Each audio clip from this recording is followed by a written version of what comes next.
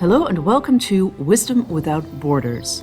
In this series, we will explain the whys, whens, and wherefores of classical quotations used by President Xi Jinping. In this episode, we will explain the sentence, "Impartial and fair, the kingly approach always prevails." On January 18, 2017, Xi quoted this ancient proverb when delivering a keynote speech entitled "Work Together to Build a Community with a Shared Future for Humanity" at the United Nations office at Geneva, Switzerland. The quote derives from the Book of Documents, a collection of ancient literature dating back to the period preceding the Qin Dynasty, China's first feudal dynasty that ruled from 221 until 206 BC. It cautions rulers to act with impartiality, not to abuse their power for personal gain or engage in partisan politics, and to always follow the path of justice. That unilateralism, driven by greed, is leading us, rich and poor, strong and weak, to a catastrophe. Tanzanian Vice President Philip Isdor Bango said at the general debate of the 77th session of the UN General Assembly on September 22, 2022.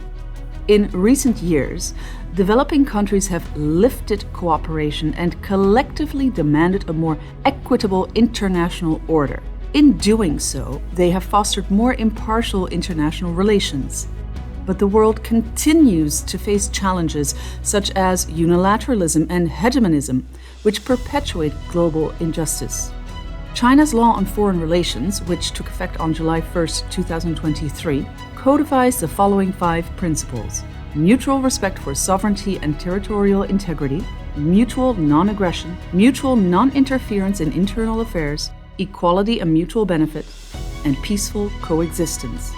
The 5 principles of peaceful coexistence were first put forward by then Premier Zhou Enlai on December 31, 1953, when he met with members of an Indian government delegation. They were elaborated at the Asian African Conference in Bandung, Indonesia in April 1955 and incorporated into the 10 principles for conducting international relations adopted at the conference. For the first time, the 5 principles were affirmed in their entirety as principles guiding international relations. Over the past decade, China has put forward a series of proposals on improving global governance. These include building a community with a shared future for humanity, the Belt and Road Initiative, the Global Development Initiative, the Global Security Initiative, and the Global Civilizations Initiative.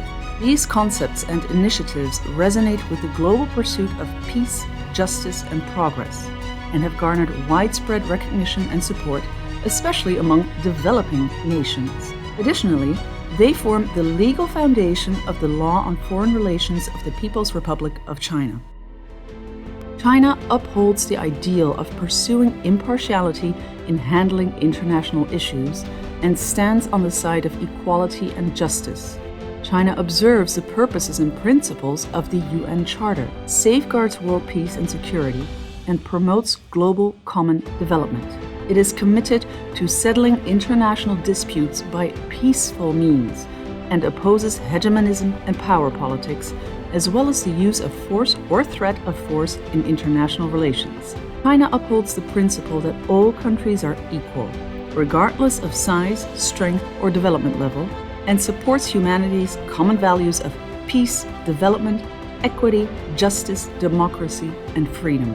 Impartial and fair, the kingly approach always prevails.